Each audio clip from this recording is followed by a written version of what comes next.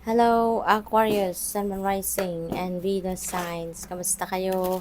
Sana po nasa mabuti kayong kalagayan. Welcome back po sa Star Tarot. Kung bago kayo dito, welcome din kayo. Thank you sa inyong support. I truly appreciate it. God bless you all. Aquarius, paunang mensahe po ninyo ay gratitude. This is a reminder for you, Aquarius, no, na huwag kayong makakalimot na magpasalamat. It's about time na magpasalamat, maging grateful sa lahat ng blessings na natatanggap ninyo, and even yung hindi pa ninyo natatanggap, no, yung mga hinihingi pa lang ninyo sa universe. Ngayon pa lang ipagpasalamat ninyo yan as if na-receive nyo na, no? Kung ano man ang hinihingi ninyo.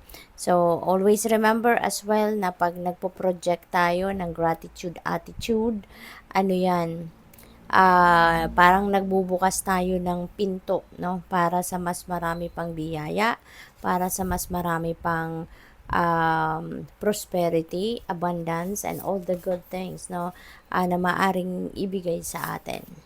New beginnings. Wow, napakaganda, no? Merong mga bagong panimula dito na mga bagay sa buhay ninyo. You are going to start something new.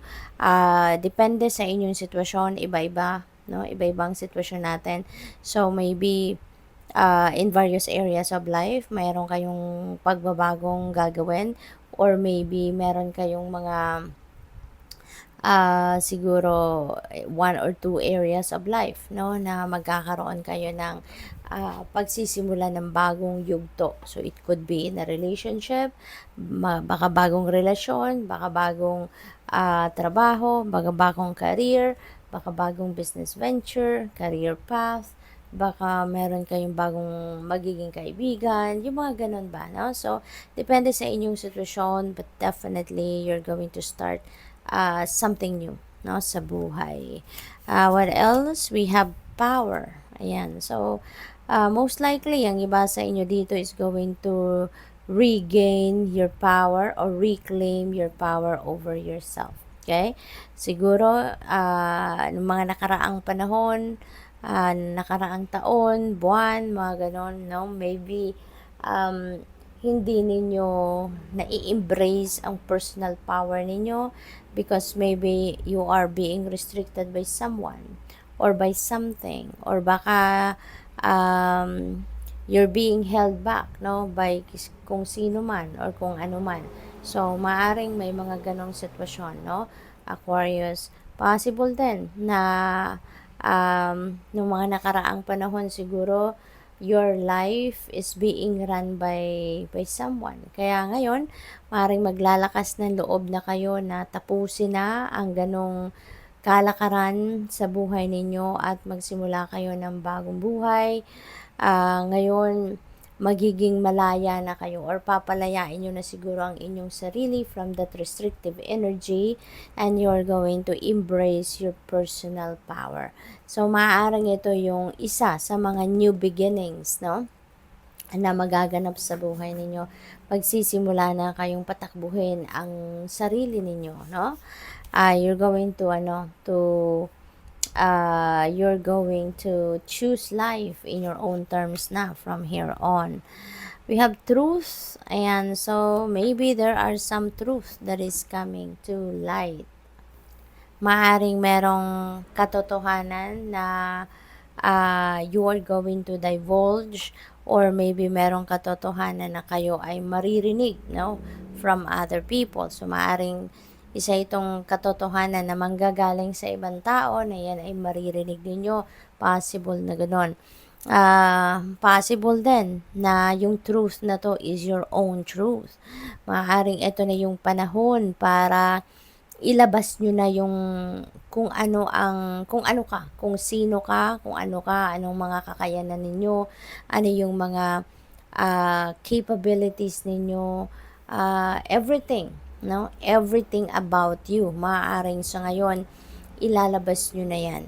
Kasi maybe nga, no, sa nakaraang mga taon, mga maraming pagkakataon siguro, hindi rin ninyo ma-express yung sarili ninyo. You can't speak your truth. You can't walk your truth.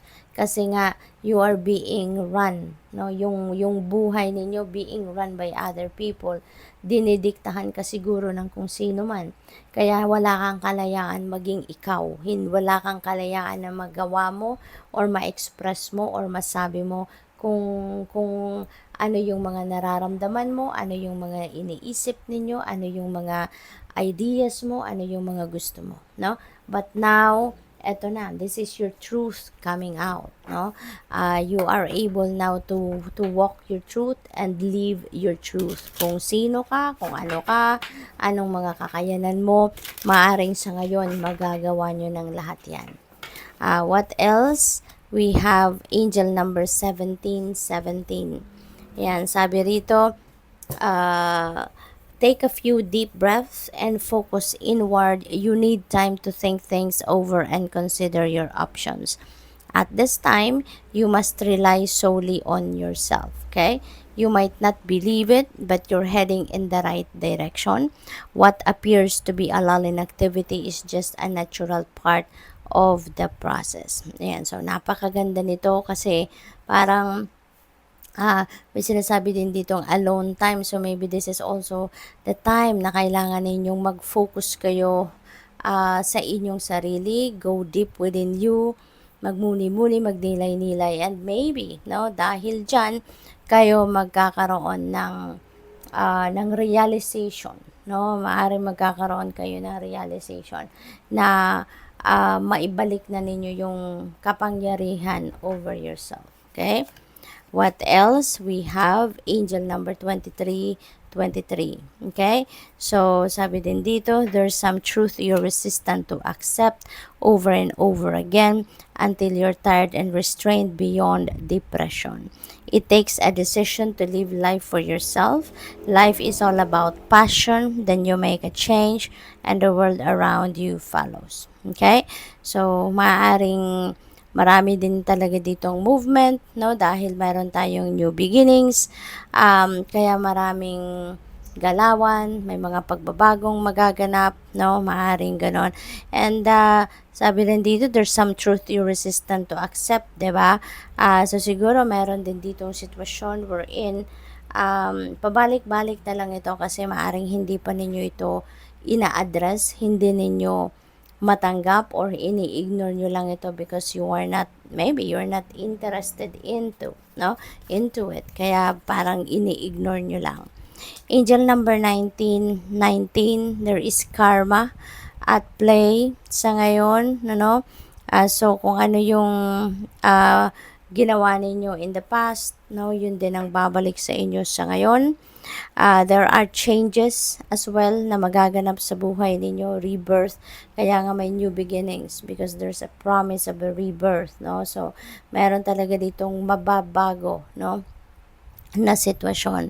Sabi din dito, karma will be paying you a visit. Release the need to control because you cannot force things. Learn your lessons so that they don't repeat in the future. Make some space for new experiences, okay? What else? We have angel number 44. There are obstacles, there are hardships siguro na maaaring kinakaharap kayo or kakaharapin pa lang at this time, okay?